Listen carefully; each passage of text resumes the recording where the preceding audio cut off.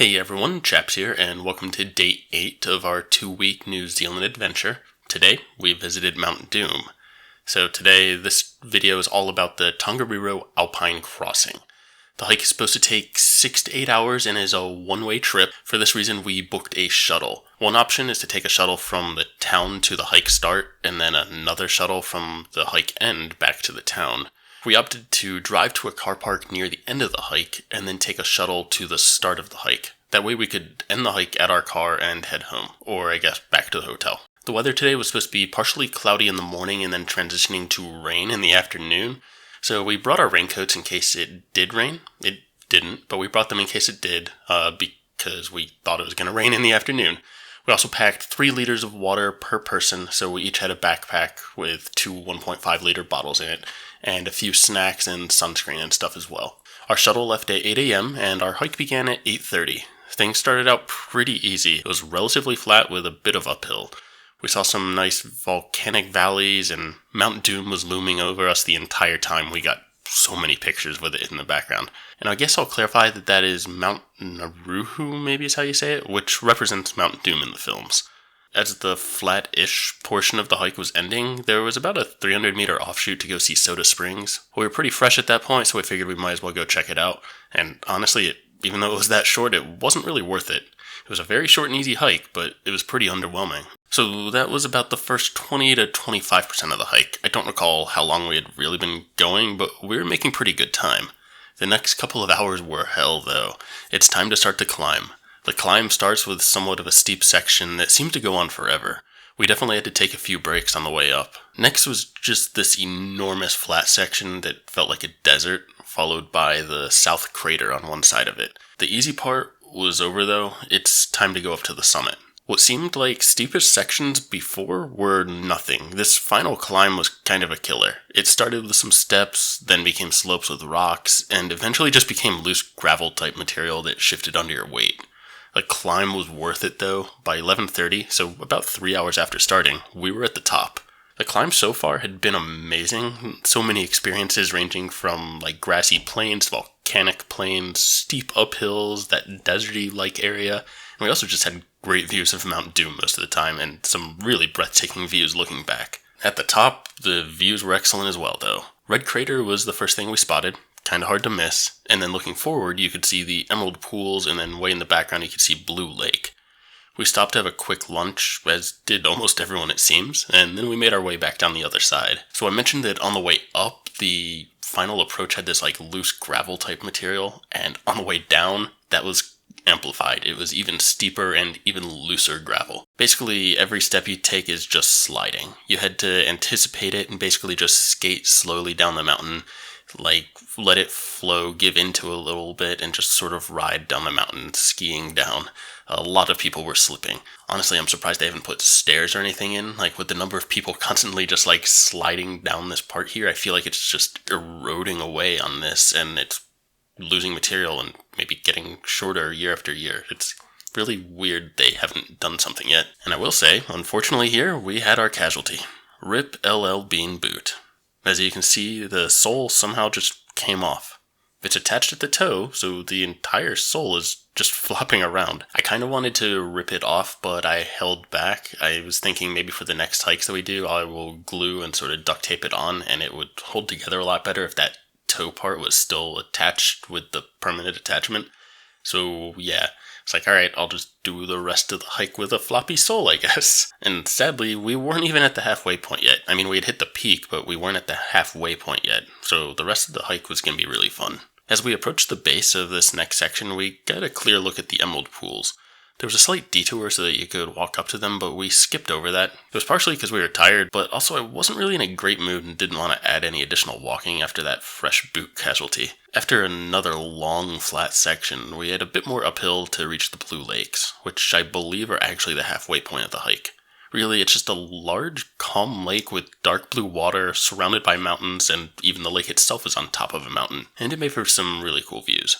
Okay, so we're halfway done, it's 12:30, so 4 hours down, and honestly the hike is kinda downhill from here, both figuratively and literally. I mean, we already hit the peak, so it's a fairly constant downhill, and a large section of this is just switchback-ish type thing, so this like really large zigzag. I mean, it's not super steep, but it's just zigzag back and forth. And unfortunately, that meant that once we came around the corner and saw the great view of the valley below, the views basically didn't change for a while. This made the second half of the hike rather boring. Not to mention that the long downhills were really hard on the legs, and my knees in particular. After the switchbacks, we came to a fairly long stretch of straight areas with bushes on either side, and then eventually into a wooded area. The wooded area was actually quite a nice hike. I mean, if it hadn't been for already going like 6 hours at that point. Oh, and I'll throw some footage in here. You can see what I was dealing with for my boot. Some fun stuff there, right? I think it slowed us down quite a bit, but honestly, Caroline thinks that us being tired was the main culprit of us slowing down. We were certainly slower than most people on this second half. We had a lot of people passing us. And I'll say we typically are the ones passing people on hikes, so it was very strange for people to be passing us here. As we reached the end of the hike and finally had a sigh of relief from that long day, it dawned on us that we actually still have to go reach the car. The car was another kilometer down a long, just unpaved gravel road. We finally got there around 3:40, so there we go, almost 7 hours on the spot and 21 kilometers long for us. So a few key takeaways and notes from this hike. The first one is you definitely need a shuttle, either to both ends or do the thing that we did where, I personally like the thing that we did where we took it one way to the start and then we hiked to the end. Number 2, bring sunscreen. This hike is very exposed. We put some on at the beginning. We put a little bit more on at the midpoint, but we definitely got burned. We should have put more on at that midpoint. It's recommended to bring 2 liters of water per person. Caroline had just under 2, so that worked out well. I personally drank closer to 3 liters of water, so plan accordingly, I guess. Number 4 is there are actually bathrooms along the way. We found that for a lot of hikes in New Zealand, that if it's a long hike, we had, every hour? Some of them may have been 2 hours apart, but there were bathrooms. I'll say that there's no toilet paper, so if you need toilet paper, just bring your own or bring tissues or something. Point number 5 here. So bring a map. Maps are very useful, especially for hikes. I brought I brought a map that showed the path that we were going to follow and some of the key points. And I brought another one that was sort of like an elevation change map, so that we could get a sense of, okay, where's the steep parts, where the steep downhills. It really helps judge where you are on the hike and anticipate what's coming. So the last main point number 6 here, is the direction of the hike. So we started in the southwest corner and we ended in the northeast. And what that did for us is that the southwest is actually at a higher elevation. So we had less uphill and a lot more downhill, which typically that's really nice because uphill can be harder. It also means that the beginning of the hike for us was the more, not friendly, but the nicer views. There were a lot more experiences and nicer views at the beginning of the hike. The end was rather boring.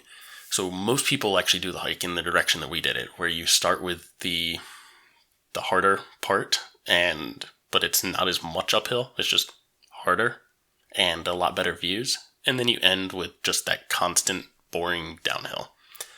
I guess I'll add point 6b on here, is maybe hike up to the summit and then turn around and go back. Just do that southwest part of the hike and then go back to that same starting spot. Then you don't need a shuttle. You are missing the second half of the hike, but that part was the really boring part. But then again, if you're making it to the halfway point, might as well go all the way. I don't know. Honestly, I could go either way on this one. Oh, and I guess something else I'll throw in here is Caroline's Fitbit accuracy. She has a Fitbit that she wears whenever we go hiking. It helps us track our progress along the way. It is a pretty old Fitbit at this point.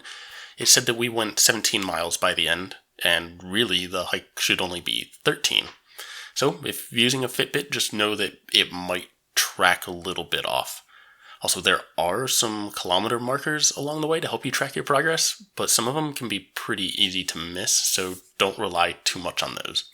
Oh, and for those curious about the Fitbit, it's 40,000 steps is what it registered by the time we were done. So that was a lot of steps that day, especially being most of them were on a pretty steep uphill or pretty steep downhill. Needless to say, by the end, we were pretty exhausted. We headed back to the hotel and jumped in a hot tub to unwind for a little bit.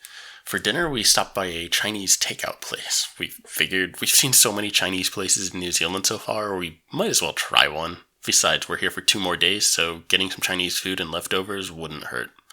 Come to our surprise, there was actually a variety of Chinese-style dishes and some typical American food, like hot dogs, burgers, sandwiches, fries, milkshakes. So we grabbed pork fried rice, chicken chow mein, sandwich, burger, and some shakes. The shake was very light and airy. It seemed really strange, and surprisingly, the burger was actually really good, especially for the price. The burgers were very cheap, like almost McDonald's and Burger King level cheap, but much better. I was very caught off guard and surprised by that. The fried rice was pretty good. There was a bunch of celery in the chow mein, which was really throwing me off. Like, there was a lot of celery, and that just seemed really weird. But overall, the food was pretty good, and we had leftovers for another day. And, alright, it's been a long day. We had blisters on our feet, our legs are sore, we're exhausted. It's time for some sleep, at least at the time that I'm writing this script. It's time for some sleep, so that concludes day 8 of our trip, our 6th day on the North Island. Tomorrow is a bonus day for us.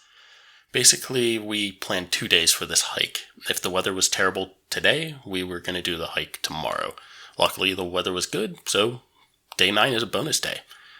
We don't know what our plans are yet. Well, I guess I do, but at the time of writing a script, I didn't know what our plans were, so check in tomorrow for day 9 to see what we figured out. As usual, subscribe so that you don't miss that. Also, if you found this enjoyable, if you found any of these tidbits about the hike interesting or useful, go ahead and hit that like button. If you have any questions, drop a comment down below. I'll try and respond, or just hit me up on Twitter. Thanks for watching, everyone, and I'll catch you tomorrow for day 9. See ya.